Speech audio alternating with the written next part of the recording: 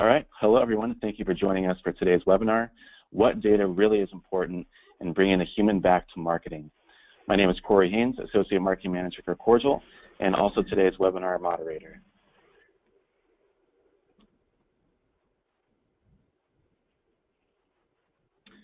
So today's presentation is an event co-hosted by AccuData Integrated Marketing and Cordial.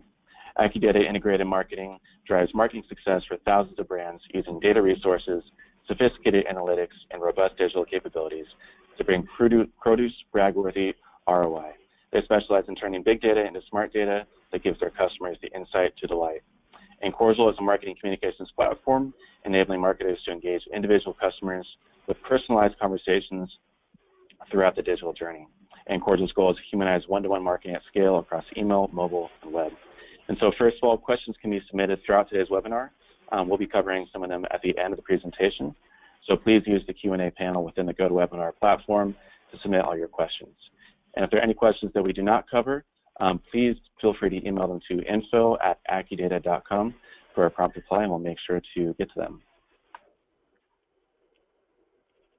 And so next, I'd like to introduce our presenters, Allison Kelly, Director of Channel Growth and Development at Cordial, and Ed Giordano, SVP of Sales at AccuData Integrated Marketing. And so Allison is Cordial's Director of Channel Growth and Development, and she brings all innovative agency and technology partners into the Cordial ecosystem to encourage that client growth. Her background is a unique blend of sales, marketing, entrepreneurship, and partnerships for fast-growing organizations. And Ed is AccuData's Senior Vice President of Strategic Accounts and has been with AccuData since 2002. And Ed is responsible for all aspects of sales and business development across AccuData's robust end user verticals. And Ed, at this point, I'm going to turn things over to you. Great. Thanks so much, Corey, and thank you, everybody, for joining us this afternoon. Just to cover some brief points that we're going to be talking about today, and we're going to share some statistics and some case studies that hopefully everybody finds helpful and find some nuggets to bring back to their organization at the end of this webinar. We're going to talk about the significance of the customer experience, some definitions around marketing data, what do we call that information, improving that customer experience by bringing the human back into marketing, and then the benefits of the personalized approach that we think all companies must be taking these days to be competitive. And then finally, we're going to address some questions as time permits. And ultimately, if we do not get to your questions in the conversation today, we'll be able to reach out with those answers to you as quickly as possible. We haven't been stumped yet, so we're hoping we keep our streak alive. So first, we're going to get into the significance of the customer experience and why that's important. According to the Walker Information Study in 2020, by 2020, customer experience will overtake price and product as key brand differentiators. So knowing that this paradigm shift in the customer buying journey appears to be on the cusp, we as marketers have to ask ourselves where we stand with the interactions with our customers during the duration of these relationships. CX, one of the things that we hear a lot as a vernacular as well is micro-messaging to our potential prospects as well as customers to provide a more targeted experience. So, the question we have to ask ourselves is, are we meeting those expectations? Are we exceeding those expectations? To know what we have to know this, we have to understand what customers are looking for in the brands that they favor. So just some brief statistics. 79% of the customers said that brands have actually demonstrated that they understand and care about them before they go to consider a purchase. 63% of respondents said that brands needed to exceed expectations across the entire customer journey, and 56% feel more brands who get me and show a deep understanding of our priorities and preferences. So a great deal of customer experience management is understanding who your customer is, what their needs are, and how do you speak to them with an individual focus. Clearly the answer lies in the data, but what data really is important in bringing the human back to marketing. Now I'm going to ask Allison to walk us through a customer buying journey, and she's also going to help us understand some of the definitions around first-party data. Yeah, thanks so much, Ed. Allison Kelly here from Cordial. Let's talk first about this customer journey. You know, honestly, it has their own customer journey. This particular example is from McKinsey, and it's just a generic overview, just to set some baseline in place for us as we get started talking about this today. But this is really a terrific way for us to introduce the topic of marketing data and, frankly, just level set on those terms, the definitions, the benefits, and the challenges all around data as it relates to the customer buying journey. Data that's captured by brands during this active evaluation stage and at the moment of purchase and through ongoing purchase exposure is really just first-party data. As we start to go a little bit deeper and explore more of those facets around first-party data, here's a quick look at the 3 types of marketing data we're going to be exploring. So first-party data is your customer's data. Second-party data is just frankly another company's first-party data or customer data. That is data that's been compiled for marketing purposes. So let's take a deeper dive into each one of those now. First-party data. Now, this type of data is frequently collected from point-of-sale solutions or customer inquiries, those customer service calls we all love, email opt-ins, and loyalty sign-ups. There's so many places to gather relevant first-party data as you guys continue to innovate and thinking about how you collect that even. Now, companies that are collecting this type of data have a unique position because they already have a direct relationship with that customer, and then first-party data can be used to communicate directly with that individual customer. That's a great point, Allison. And what makes this data so valuable? Great question, Corey. There's a lot of benefits to first-party data, but I'll cover the top 4 that we tend to see here at Cordial. And first of all, first-party data is collected by you as a company directly from your consumers. And so you own this type of data. This makes it super cost-effective because it's free. That second point is really there's no privacy issues involved with first-party data because it's extracted directly from a user with their direct consent. Now, next, first-party data is really the most reliable source of data because it's directly from the customers themselves. And then that fourth point is really, well, data is exclusive to you, and you are the owner. So that means you have more control over what information is collected, how the data is updated, and frankly, what you do with it. For example, you can use it for enhancement or the application of analytics as a whole. Yeah, and Allison, what are some of the challenges that brand marketers face when using first-party data? That's a great question, Corey. So oftentimes, really, the scope of the data can be limited. Since first-party data is primarily collected from point-of-sale data or customer inquiries, those brand marketers may not have all the demographic and behavioral attribute data that they need for the creation of segments and personas. Those are really key in creating those customer-centric one-to-one communications that we as brand marketers are all striving to achieve. Yeah, so audience, at this time, I'd like to take a quick poll. So the question is going to be, what are some of the challenges that you have experienced with your own data? So this is multiple choice question. Go ahead and choose the most prevalent issue. But a couple of the options that we have here are data collection issues, data limited in depth or scale, data storage issues, incomplete or erroneous data, or no single customer view. So again, it's multiple choice. Go ahead and choose the most prevalent question, and I'll give you about 5 more seconds to wrap it up here.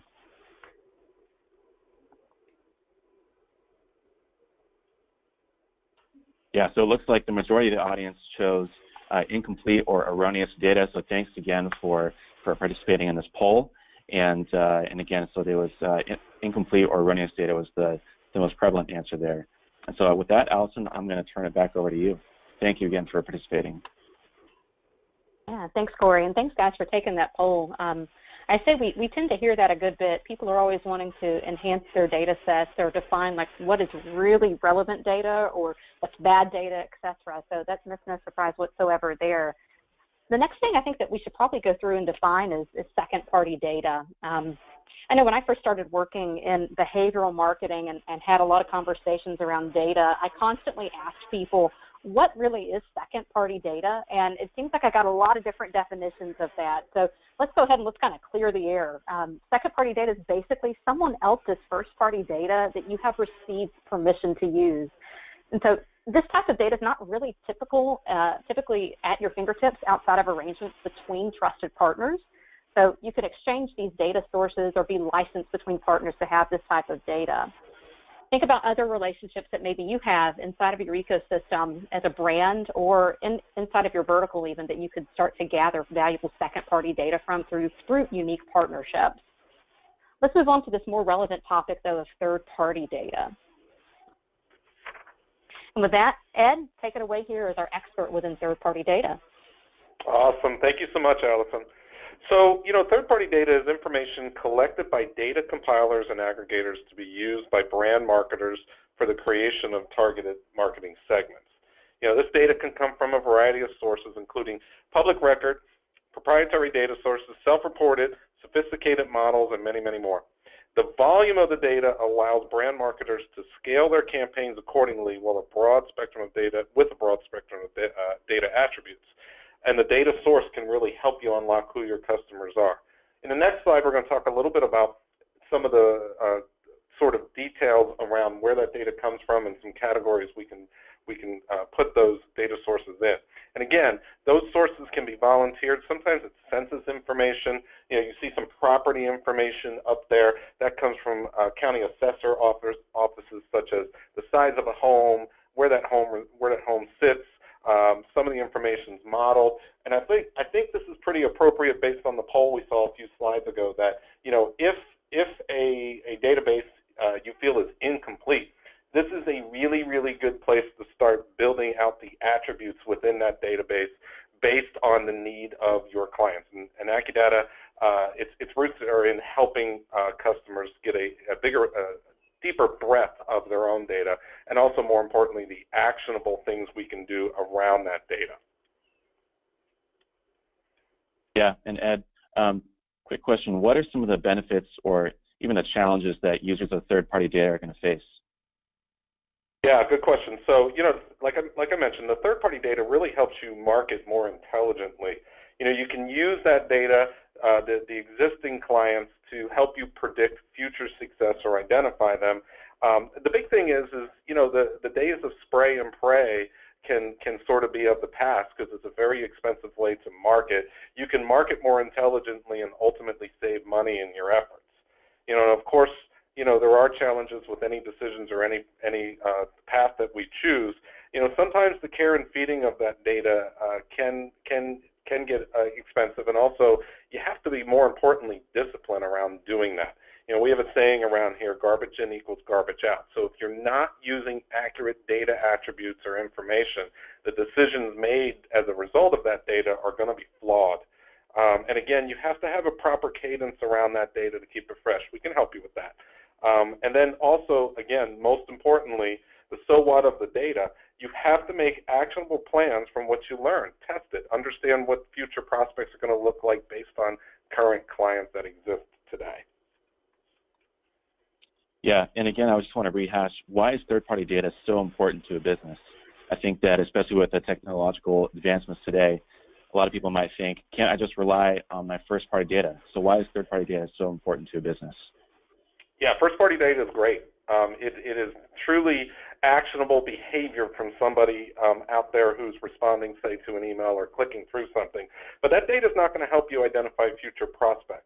The third-party data will assist you in the creation of a personalized message based on the customer's profile or what they look like, not only their behaviors. And then the magic or the holy grail here is combining those third-party attributes with actual first-party data or their behavior to enhance your marketing plan moving forward. Yeah, so audience, I'd like to take another quick poll, and we'll make this one pretty simple here with two options. It'll be yes or no. But how many of you are using third-party data in your marketing mix today? And we'll get that poll up here in just a second. But again, the answers are yes or no. How many of you are using your third-party data in your marketing mix today? I'll give you about 5 more seconds here to wrap it up, and you can answer.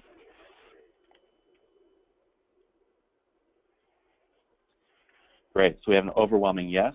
And so I have a follow-up question for you, for those of you who answered yes. And that's going to be, how are you integrating third-party data? So you can mark as many of these as are applicable to your brand. A couple of the options here are acquisition or prospecting initiatives, enhancement of loyalty data, descriptive profiles, predictive models, and data hygiene. So go ahead and pick one of those right there. Mark as many as are applicable to your brand, and I'll give you a couple more seconds here to wrap it up.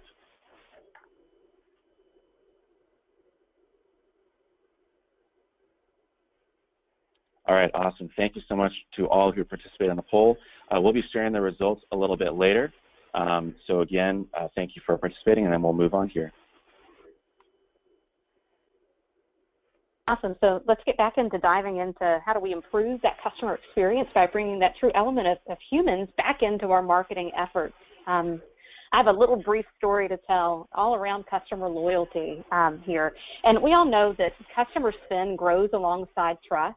You know, loyal customers, they do spend 67% more than new customers. But I have a lovely first-party example here of myself as a consumer. I typically tell a lot of the companies that I work with that I'm a prototypical consumer. I have 3 daughters, and that makes me spend a lot, right, in my household. With my middle daughter, in fact, I actually was on bed rest for almost 2 months with her during my pregnancy, and I got really deeply involved in shopping from online brands to be able to buy new baby clothes and diapers and all these other fun types of things. And I ended up gravitating towards one specific brand overall, an online retailer, just simply because the way that they were treating me throughout that entire engagement process that I had. And so I'm not joking, I ended up probably spending about $4,000 in 2 months on baby clothes. Yes, it's pathetic, but it is true. Customers that show that are loyal to you, they spend more. So how do we ultimately think about encouraging customers just like you and me to spend more through engagement?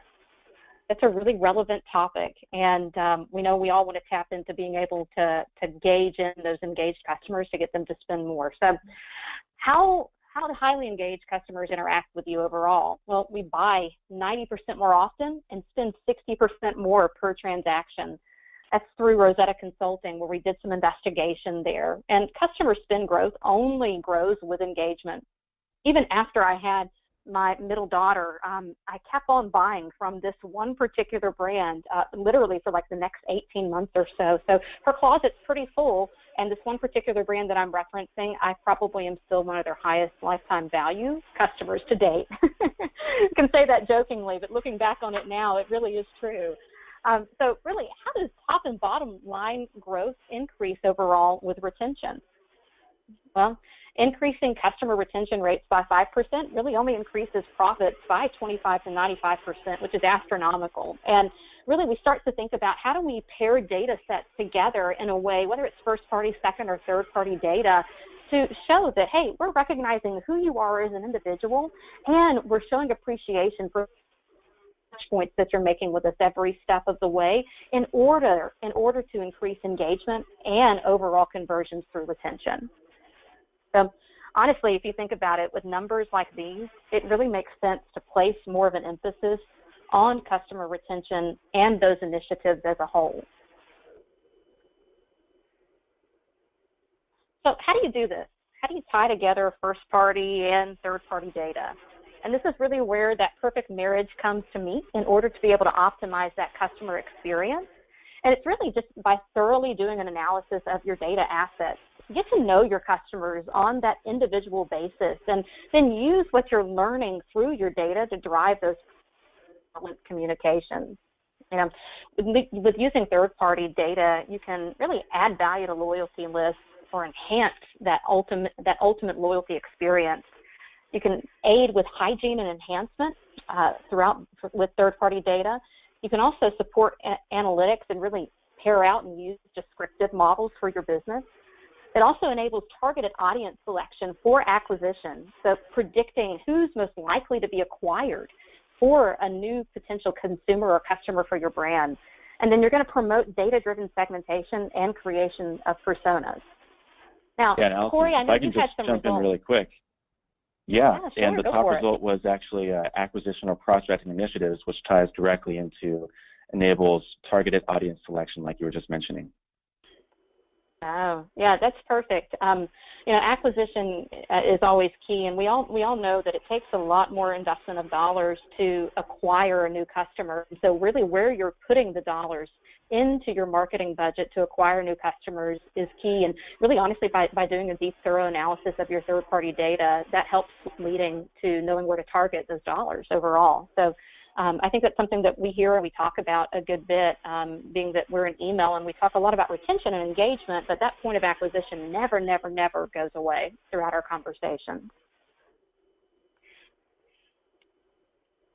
Yeah, so Ed, I'd like to turn it over to you. How can you blend first-party and third-party data to be used for building personas? Yeah, we have a great example of an actual application of that shortly here. But you know, one of the things to consider is when applying all this data can be a little bit overwhelming. It's truly a process. You know, if it's something that is new to your organization, certainly reach out for some help with some of your partners, someone like us. But also, you know, it's something that really should be hypothesis and test and hypothesis and test. And you know, one of the things I always say is, you know, be prepared. The data will tell a story. The story may be different than what you think, but it is important to act upon that story because the data will drive what the analytics will be within the actionable steps when you're marketing. You know, our sort of mantra around here with that approach is a crawl, walk, run approach. So rather than drinking water through a fire hose, supposedly, you know, we like to crawl first. You know, use that first-party data. That first-party data is good behavioral data. If somebody clicks on an email, then there should be action around that. If somebody opens an email, then there should be action around that. And that truly is going to feed the funnel, so to speak, to make more in-depth, appropriate decisions around next step, which is we label as walk. So, you know, crawl is that first-party data. The walk part is leveraging the demographic profiles that we talked about earlier. One of the results in the poll that I noticed sort of on a sneak peek is it was pretty common that the selection was you use profiles in your marketing efforts. This is great, okay, because there's no better predictor of future results than using the history that you have in your database. So drawing out those profiles and understanding what the composite is of a future prospect is a great place to start. And then finally, the run. Apply those predictive analytics, understand, you know, who those future customers are going to be, as well as that first-party data to improve retention and acquisition results. And again, this is a process, so draw out a plan and have action around that data, and we can certainly help you with that. So as I mentioned earlier, this is really a great example of persona, and this is an actual partner of AccuData's that this use case came out of. It was a South Florida food bank. And the challenge that they had was they wanted to increase donations for their annual Serve an Extra Helping holiday fundraiser. The goal of that fundraiser was to reduce the cost, reach a smaller number, more targeted, reactive prospective donors. And the solution was an analytics-based segmentation plan. So we had roughly about 9,000 or 10,000 records. We performed hygiene against that. So we, you know, again, earlier mentioned, we don't want garbage in for garbage out. So we cleaned those records so we knew we were acting upon actual sort of targeted, specific, accurate records. And then we built a profile, a demographic profile, which we just talked about shortly ago. And then finally, we identified what those demographics were. So again, we're going to use this information to not only build the persona, but understand what our future prospects are going to look like. And these are demographics like age, marital status, education level, income, homeowner, credit card holders, things like that. There's a variety of demographics we added to this. So based on that profile, the key fields were appended to the donor file, and we also appended email addresses to that for a multimedia approach. And then the food bank chose to build out 8 donor segments, and 3 of them you'll see on the slide in front of you. And again, the great advantage of this persona is it's sort of a bundled look towards your data that you can not only nurture within your own database, but find lookalikes out there to prospect, which is exactly what the Serve an Extra Helping campaign did. With the intelligence of the demographic profile and then the mail campaign through the use of these segments, we also added 70,000 prospects, and the results were fairly staggering. The food bank was completely thrilled with the results. And you know, their quote was, "This response goes way beyond what we expected in terms of previous acquisition mailing." So 400 donations were received the first week, which blew away their expectations of new donors. 800 of the donations were received by the close of campaign, and then we got a nice sort of gift from a high dollar donor of $5,000. So, you know, as these case studies tend to really resonate with most people because you can see the actual application. And of course, this is a great example because the expectations were exceeded, which makes us happy. But again, the science behind it is to use that third-party data to understand what is in the database, add that to predictive future, and along with what you already know about that data to achieve stellar results like this. Yeah, thanks, Ed. Those are some great points. And you know, now we've kind of gone over building personas and augmenting and segmenting and all that kind of stuff. Allison, how can we use this data for personalization? Oh, awesome, Corey. Yeah.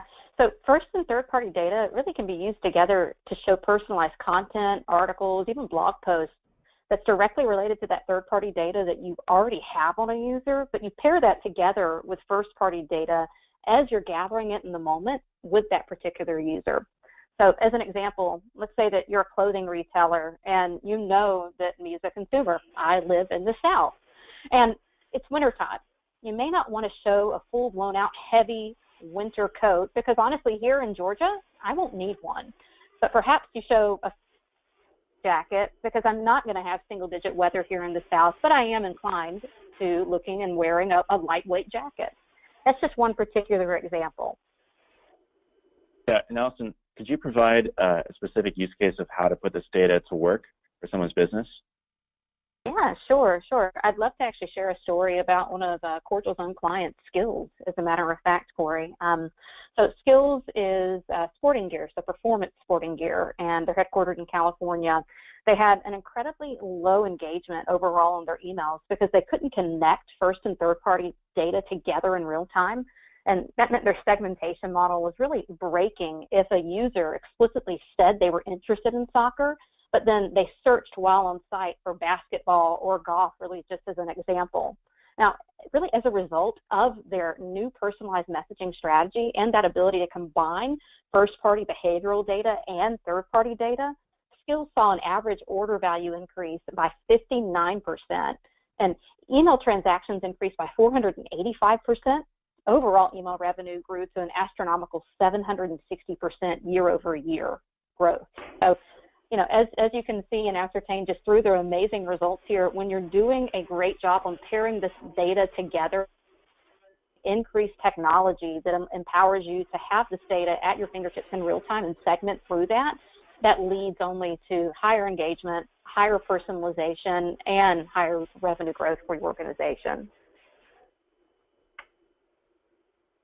So what are the benefits of a personalized approach? Well, you know, honestly, the advantage of combining this data all together, first and third-party data for marketing, is the ability to personalize communications, while honestly just gaining that understanding of who Allison is versus who Corey is versus who Ed is, and who your future customers are likely to be. Going back to that poll result, we all said acquisition was important, so we all want to understand who are our future customers most likely to be.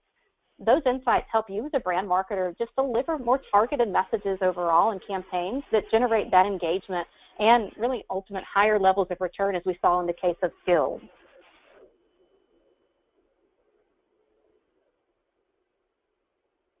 So really, honestly, what do you do in creating a single custom point of view using that third and first party data? You really want to craft those one-to-one personalized communications, and getting smart about the way that you look at data is the first place to begin.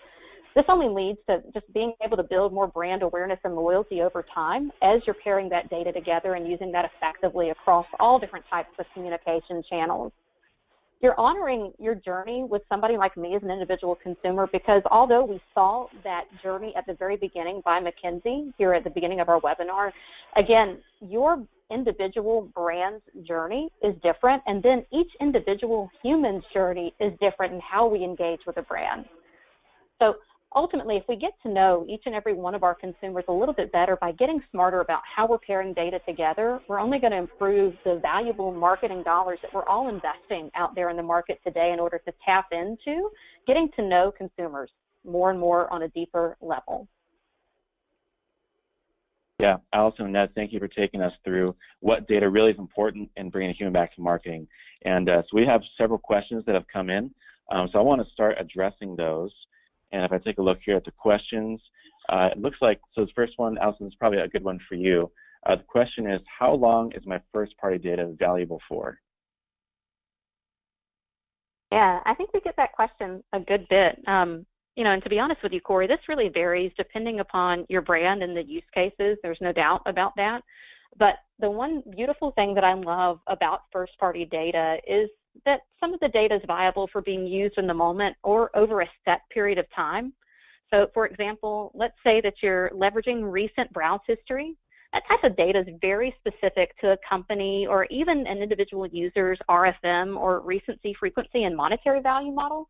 However, it's most likely effective to have that next message illustrate that you picked up on this new information about them. I want to know that you're paying attention to me.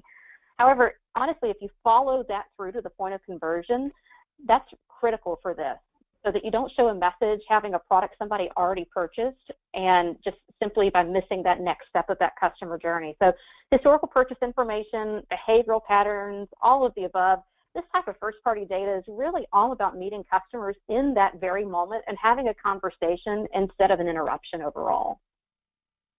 Yeah, that's great, Allison. Thanks. And while I have you here, it's another question for you. The question is, do you have another example of how brands can use first and third-party data? So do you have another example? Yeah, certainly. I think we have a lot of these floating around, no doubt. So Quibids is another Cordial client that procures their inventory from just a variety of different sources, which are subject to changes depending upon product availability and pricing. So lots of movement there within Quibids. And because of this, their offering is often subject to change from day to day. So they heavily rely on email as a whole to communicate within their customer base and send daily promotional messages to alert customers about all these deals and products that match their specific interests. The team also uses triggered welcome messages to incentivize new users to engage with the site, and that's critical, honestly, post-registration and within minutes upon having that sign up. So they needed to use both promotional and triggered messages in conjunction with one another, which creates a data problem for them.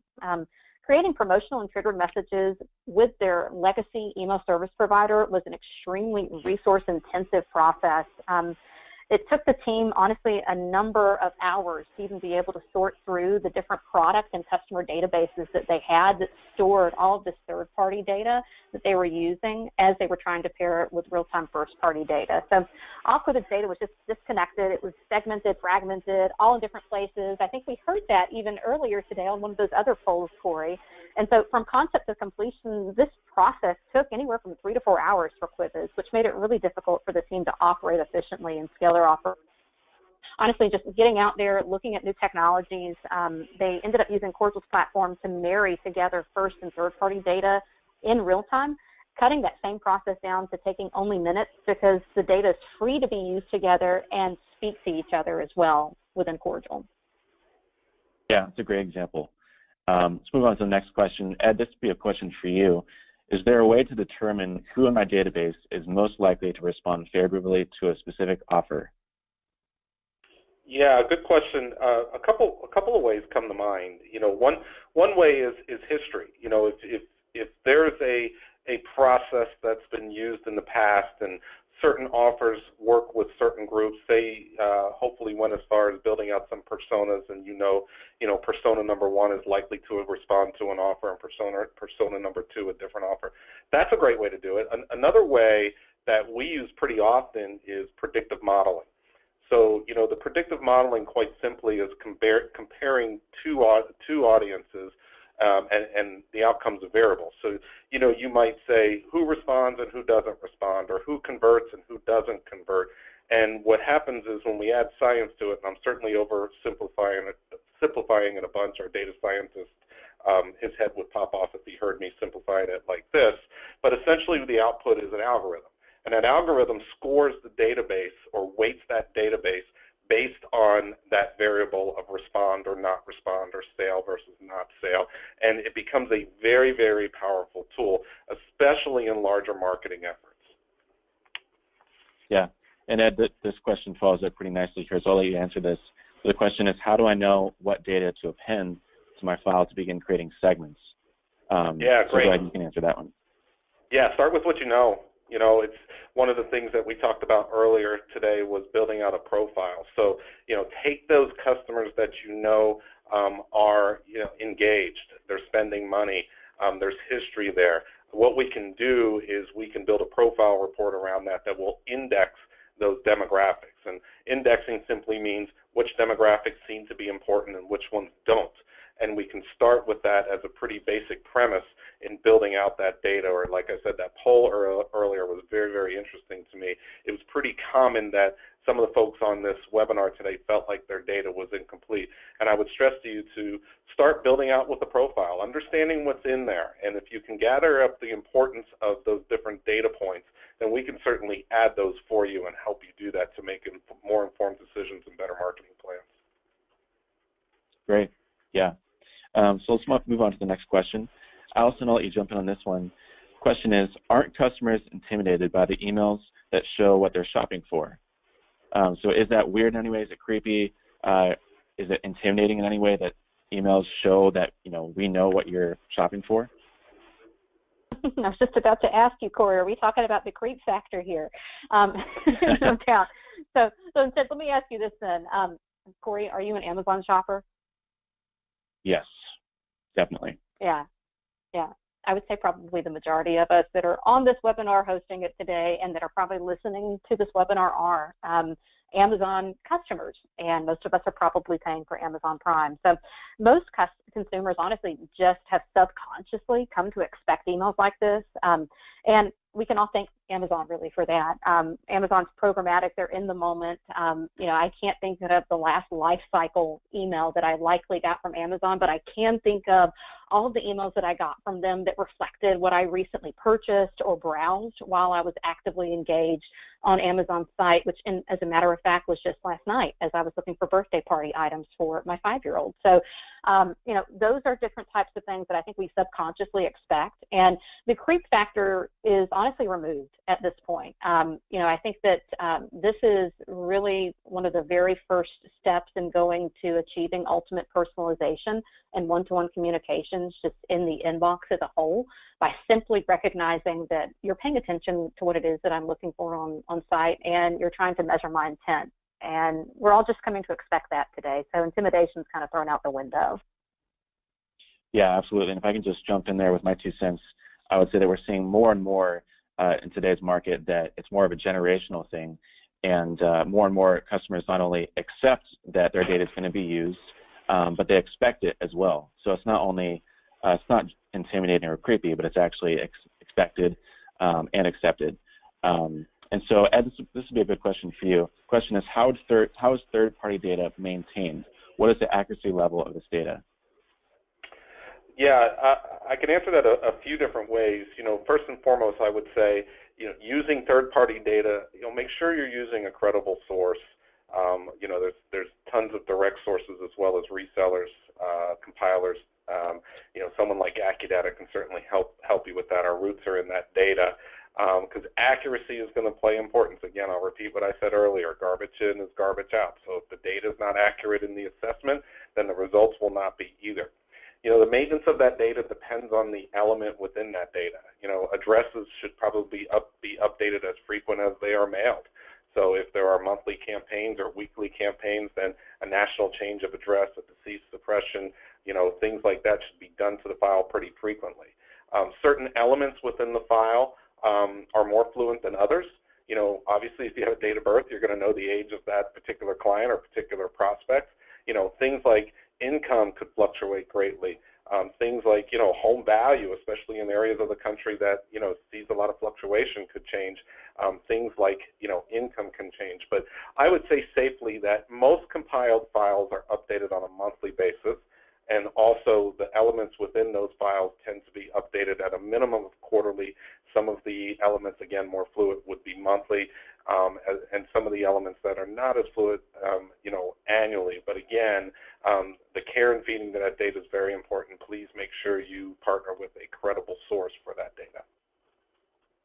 Yeah, great. So it looks like we have time for about one more question, but don't worry, we'll be answering directly all the other questions that have come in live. And so I also want to let you answer this last question here. What are some of the ways we can test data? That's a great question there, Corey. So, honestly, here at Cordial, we use machine learning in our platform to be able to just test on data and optimize data overall. I think we're all trying to better understand what data is effective, what data is not, how's that working. So, today I go out to a lot of different conferences, and I always listen to other vendors talk about what's going on within their technology. There's a lot of them that are out there today that talk about machine learning, but here at Cordial, we've created something so simplistic for machine learning to optimize data, and you simply just have to have an email address to get started. So we're optimizing content and subject lines really as it pertains to that individual performance data based around users' real-time behavioral data on site. And it doesn't have to be complicated. Data can be optimized in the most simplistic manner with the right approach and tool set. That's what we've uncovered here being at Cordial. Yeah, great. Awesome. Well, on behalf of Allison and Ed and the Cordial and AccuData teams, I'd like to thank you again, audience, for participating. Thank you again for attending the webinar. So I want to invite you guys, if you have any more questions, please feel free to email them to info@AccuData.com. We'll be sure to give you a prompt reply. If you have any more questions about leveraging first-party and third-party data, bring the human back to your marketing. Also feel free to visit AccuData.com, Cordial.com, and have a terrific rest of your day.